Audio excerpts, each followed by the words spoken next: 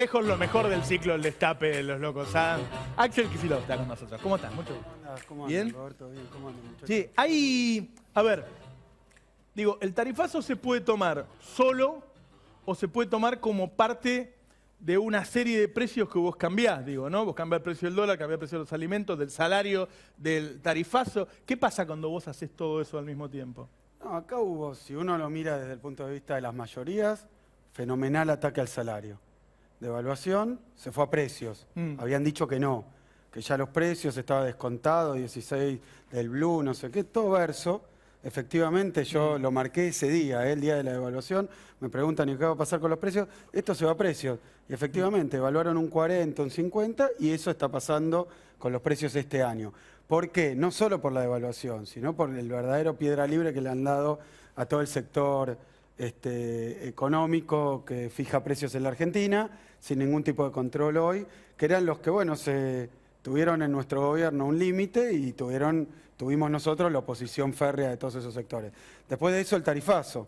Es decir, que a la gente le pegó el changuito del supermercado, después le pegó el tarifazo. Y con todo ese problema que hay de poder adquisitivo, que los números muestran que ha subido los precios un 40%, y los salarios van a subir como mucho, un 32, 33, es decir, que estamos ante una pérdida de 10% del poder adquisitivo. Esto para que lo entienda todo el mundo. La gente que llegaba al día 30 justito, 10% menos. Ahora llega al 27. Y eso va a pasar a fin de año, porque a muchos les entró un 16.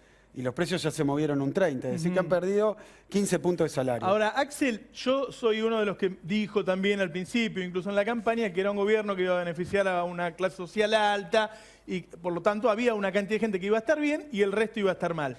Lo que me están diciendo ahora grandes empresarios, políticos, economistas, dicen, mirame que esto no le está cerrando a nadie. Y yo creo que además porque la economía se está trabando. Mira, hubo otro problema acá, que tiene que ver con algo que podríamos llamar falta de coordinación, falta de programa económico, ineptitud, si querés. O creo yo también que es un gobierno el de Macri, que es una especie de federación, de junta de negocios, donde hay diferentes sectores, no que le hacen lobby al gobierno, que están adentro del gobierno. Sí. Y toman decisiones por su cuenta, ministros que representan, digamos, el ministro de Agricultura representa directamente a la sociedad rural, el ministro de Energía a las grandes multinacionales, como es el caso de la Shell. No estoy hablando peyorativamente, es así, tienen la camiseta puesta, la han tenido siempre. Sí. Y después, el sector financiero del gobierno y económico está capitalizado por los bancos privados, extranjeros, y en menor medida nacionales. Y esas decisiones que toman son inconsistentes, y eso es lo que está pasando. Claro. Ahora, lo único que hay en común es una enorme, gigantesca distribución del ingreso regresiva en favor de los sectores empresariales. Para decirlo claramente, ahora dicen que el tarifazo es porque quieren ahorrar unos mangos, pero no pensaron ahorrar unos mangos cuando perdonaron las retenciones, no pensaron ahorrar unos mangos cuando perdonaron a las mineras, cuando ahora sacan el impuesto a los bienes personales. Es decir, a los ricos menos impuestos y más transferencia. Y a la gente en general, porque no es solo a los pobres, digamos, es a las clases medias, a los jubilados, a los laburantes, a los estudiantes, a los becarios, a todos ellos, el golpe al bolsillo. Ahora, Axel, se habla tanto sobre si se va a devaluar de nuevo o no. Si el gobierno anterior, cuando estabas vos, que no se llevaba muy bien con los empresarios, se trataba de presionar para devaluarse y no se hacía y demás. Ahora, que tiene una mejor relación, ¿qué va a pasar? Porque se habla mucho de eso también. Mira, yo lo he visto en los diarios del establishment, digamos, en los diarios financieros y en Clarín y en La Nación, que están hablando todos de retraso cambiario. Los periodistas y los sectores económicos, porque claro, el gobierno dijo cuando entró, no dijo vamos a devaluar por el atraso cambiario, porque dijo vamos a abrir el cepo y no estamos devaluando. Pero la verdad que es una devaluación que más o menos 40-50%, que tenía que ver con lo que venían pidiendo el sector agroexportador, los industriales exportadores, es decir, los sectores exportadores y los sectores dolarizados. Devaluaron un 40%, pero después los precios se movieron un 40%. Es decir, estamos a foja cero. Si en diciembre del año pasado toda la batería y el coro que hoy está en el gobierno de economistas decía hay atraso cambiario, ahora hoy igual, tienen que reconocer que hay el mismo atraso cambiario. Entonces, desde su filosofía, que es una filosofía de libre mercado, es una filosofía de favorecer con el tipo de cambio a determinados sectores, estamos igual que antes. No es raro que estén hablando de nuevo y estén pidiendo de nuevo una devaluación, un dólar a 18, a 20. esa es la presión que le están haciendo al gobierno, y lo que ha pasado por primera vez, creo yo, en la historia de la democracia, y antes también, es que los sectores económicos dominantes son dueños de parte del gobierno. Por eso lo que yo veo en el gobierno de Macri es una especie de digamos, tironeo de una sábana de diferentes lugares que por ahora no tiene ningún timonel que la maneje. Decís de industria, sector financiero y sector agroexportador, digamos. Eso por un lado. Y la otra muy cortita. No, y sector petrolero. El sector petrolero. Respecto al tarifazo, volviendo un segundito. El gobierno dice esto había que hacerlo sí o sí de la manera que lo hicimos, después se corrigió el gobierno, ahora está en un 400% más la factura anterior. Un por 5. Un por 5. La oposición, ustedes en este caso, dicen no, esto no había que hacerlo así. ¿Cómo había que hacerlo? ¿Cuánto había que hacerlo? Mirá, ¿Cuánto había que subirlo? Mira, Iván, vamos primero a por qué dicen que había que hacerlo, que yo todavía estoy tratando de entender, porque han dado 3 argumentos, todos mentiras. Primer argumento, lo hacemos porque no hay plata en la caja, por una cuestión fiscal. Ah, bueno, pero si tenés un problema de plata en la caja, y es solo plata, la plata es lo mismo, si se la cobrás como impuesto a las mineras, a las petroleras, o si se la cobrás de tarifa al pobre tipo que ahora le llegó 11.000 mangos que veía el otro día. Entonces, si ese es un problema de caja, entonces pongámonos de acuerdo. ¿A quién le van a hacer pagar ese problema de caja? Así que es mentira. Problema de caja no tienen. Si no, no pasaría lo que nos pasa en el Congreso, acá lo voy a de Mendiguren, nos pasamos con programas del gobierno para no cobrarle impuestos a los ricos. O sea que problema de caja no deben tener, porque proyecto que llega es para perdonar impuestos. Y además el déficit fiscal que ya está publicado es 1,9%, no 7% el año pasado. El año pasado fue 1,9%. Y ahora pagan deuda con reserva, como hacíamos nosotros, pero ellos criticaban. Están pidiéndole plata del Tesoro al Banco Central, como hacíamos nosotros, y ellos criticaban. Pero el problema del déficit no lo tienen. ¿Qué es lo que está empezando a pasar? Que como hicieron un ajuste tan drástico, vos no tenés guita en el bolsillo, él no tiene guita en el bolsillo, la señora no tiene guita en el bolsillo, nadie gasta. Entonces no se vende, no hay impuestos.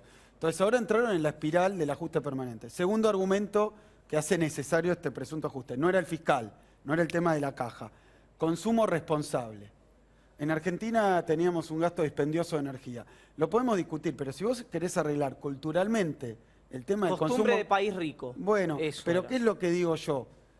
Porque nosotros hicimos programa de consumo responsable. ¿Cómo es eso? La persona, la señora que tiene la heladera vieja, que gasta un montón, le pones un financiamiento, un crédito, para que compre una heladera nueva y gaste menos. Lo mismo con los aire acondicionados, los electrodomésticos, lo mismo con los cristales de las ventanas, doble vidrio. Hay montones de cosas para hacer. ¿Cómo hicimos nosotros? Subvencionando al consumidor, subvencionando al usuario, para que pueda hacer ese cambio y gaste menos energía. ¿Cómo es esto? Bueno, yo te veo a vos que andás mal, te doy un palazo y te digo, esto fue porque gastaba mucha energía, ahora arreglate. Pero ahora nadie va a poder cambiar la heladera, ni va a poder cambiar los cristales, porque no puede pagar la factura de luz. Yo ahí, digo, lo he visto en muchos países que se cuida mucho más la Hay energía mucho más que para acá. cuidar, y nosotros hemos hecho, no solo esto, hemos hecho programas, por ejemplo, el año pasado largamos un plan canje de electrodomésticos por electrodomésticos de bajo consumo, tuvo unas ventas espectaculares, pero la guita la ponía el gobierno, para la gente, para que les resultara barato. ¿Por qué? Porque si es verdad que nos falta energía, el gobierno no puede hacerse el distraído y transferirle el problema a los usuarios. Lo que va a tener no es, digamos, la forma de ahorrar energía, no es que te corten la luz porque no la puedes pagar, que es lo que está provocando esta gente con esta improvisación que hemos visto y los cambios. Y el tercer punto es que no hay gas. Con esto empezaron ahora. La verdad que no hay forma de discutir con tipos que te cambian 3 veces el argumento. O es fiscal, o hay que consumir mejor. Frigerio dice que lo dicen los gobernadores. Se acabó el gas. Bueno, se acabó el gas, te digo, el consumo de este año, la producción en los últimos 3 años viene subiendo. Hoy la inyección doméstica, son datos medio técnicos, pero la inyección doméstica es más o menos de 105 millones de metros cúbicos día. Y estuvimos en 90. Es decir, que hay más gas acá. Y no se les puede haber acabado, porque no es que el consumo aumentó con respecto al año pasado tremendamente, por más que hay frío ahora que no había el año pasado. ¿Eso qué pasó? Los agarró con el tema de la factura, porque te dicen ahorrar con respecto al año pasado que hacía calor, ahora que hace frío. No se va a poder. Pero ¿qué es el contenido, digamos, de esta política tarifaria en el gas? En el gas. Es que antes el gas, a los productores de gas se le pagaba $2,70. Y ahora a los productores de gas se le paga $4,67. $4, o sea, más del doble. ¿Por qué? ¿O quién paga? ¿Por qué? Ahora el usuario. O sea, este aumento fenomenal del precio de gas en boca de pozo, o sea, del precio del gas al productor, lo tenemos que pagar todos nosotros. Antes el gas al productor se le pagaba 2.70. Y había un programa llamado Plan Gas, que es el que dio el resultado, que era, si vos producís más y cumplís tus planes de inversión, te pagamos más caro el gas. Pero es El un Estado. premio, el Estado, pero es un premio. Podemos ver cuánto de eso recauda, pero como no es fiscal el problema y quieren producir más gas, y bueno, y el que claramente está restringiendo las inversiones es el que fue el motor del aumento de todo esto, que es YPF. Hoy, y para ser breve, porque es un tema muy largo el energético, yo sé que es complicado, pero ¿qué pasó? Están los productores petroleros dejando de producir petróleo y pasándose al gas por estos precios que hay. Pero no en una cuantía que va a aumentar la producción fenomenalmente, lo están sosteniendo. O sea que hay una retirada del Estado y una confianza ciega, ideológica, en que las tarifas las tiene que pagar la gente. Eso va a las empresas y las empresas, si son buenas, si no ven inestabilidad, si el clima de negocio, si le gusta la cara, si le gusta el tipo de cambio, si le gusta todo lo que pueden presionar, invierten.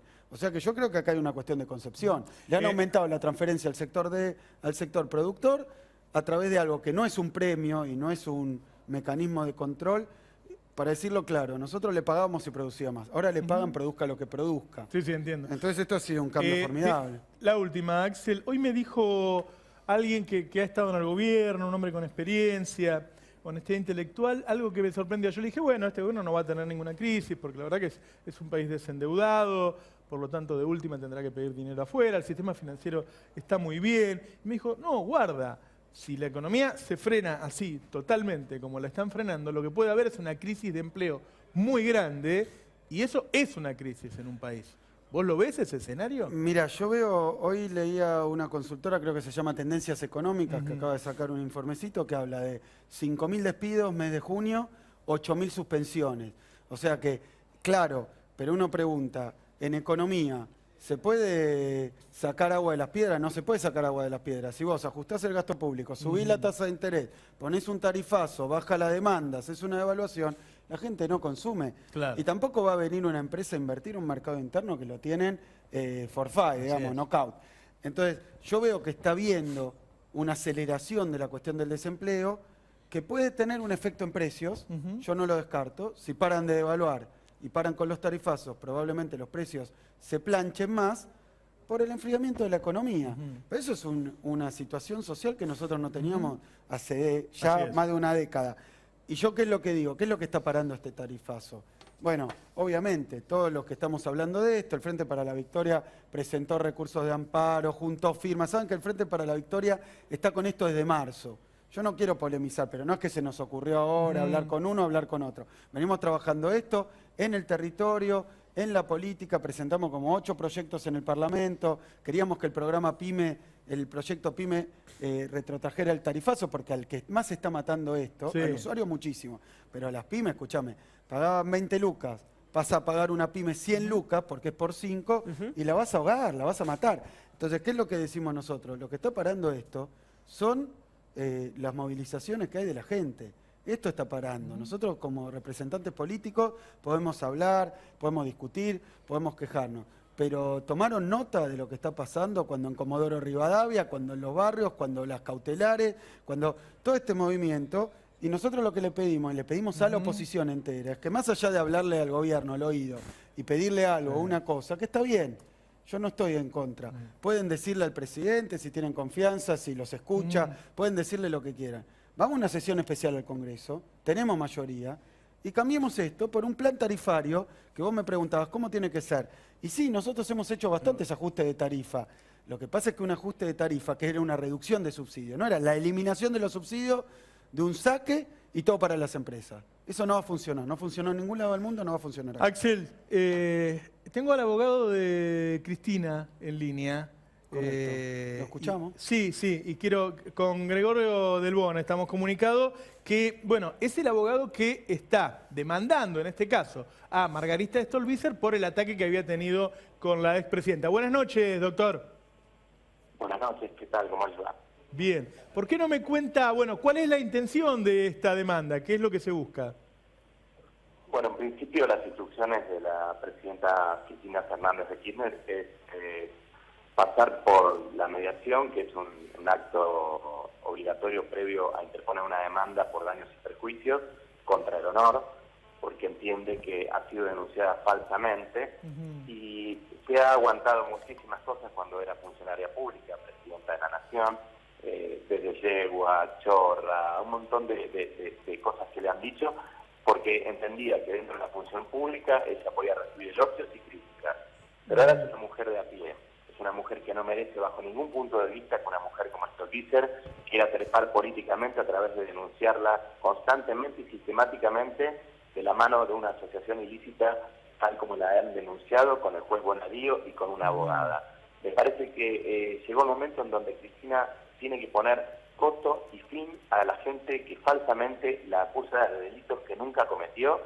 Y además hay algo muy interesante, ¿no? Porque Stolbizer parecería saber cuánta plata hay en las cajas de seguridad. Entonces yo me pregunto, y ojalá Stolbizer lo escuche y lo sepa, ¿cómo sabe o de dónde sacó cuánta plata tienen las cajas de seguridad de Cristina Fernández de Kirchner o de Florencia Kirchner? Que entre otras cosas Florencia ha pedido que se abran las cajas, pero en el marco de un plan de tranquilidad, sin que TN esté detrás de las cámaras, porque parecería ser que primero están los periodistas y después las resoluciones, ¿no? Sí. Bueno, el resultado final en el caso de que no se rectifique, ¿qué es? ¿Que pague, que le cueste dinero a Stolbizer?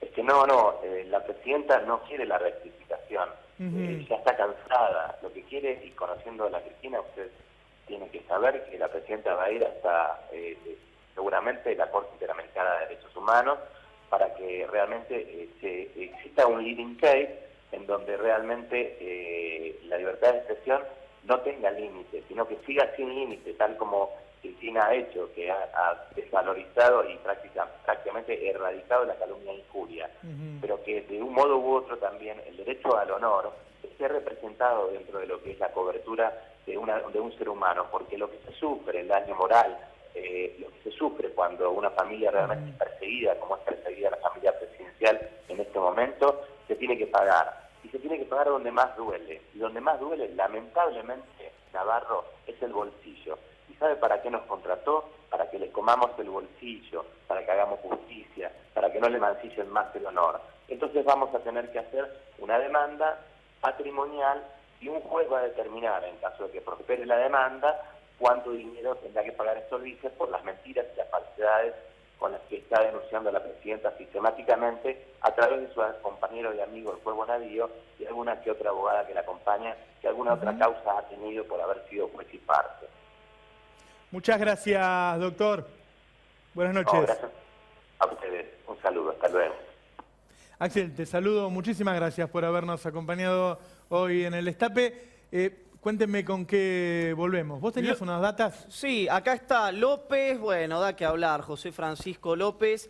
Este es el dictamen que el fiscal Federico Delgado le presentó al juez Rafecas. Estos cuadritos muy simpáticos, no sé si se llegan a ver acá, es el entrecruzamiento de llamadas que hubo entre el exsecretario de Obras Públicas del Gobierno Nacional, Cristina Fernández de Kirchner, quiero decir, y la mujer de López y las monjas del convento. ¿Qué dice el fiscal y qué se desprende del video? Te lo mostramos en un ratito. Más del tarifazo, ya vimos todo lo que pasó con el gas. Vamos a ver lo que puede pasar con el agua, con la luz y las empresas que, pese a estar recaudando más, invierten menos. Y está Ignacio de Mendiguren ya esperándonos. En los 90 nos avisó que si seguíamos generando ese tipo de importaciones de bienes de consumo, se iban a destruir empresas. Cayeron como 80.000. Hoy otra vez está avisando. Guarda con las importaciones, entre otras cosas. Ya volvemos. Un minuto. Gracias, Axel.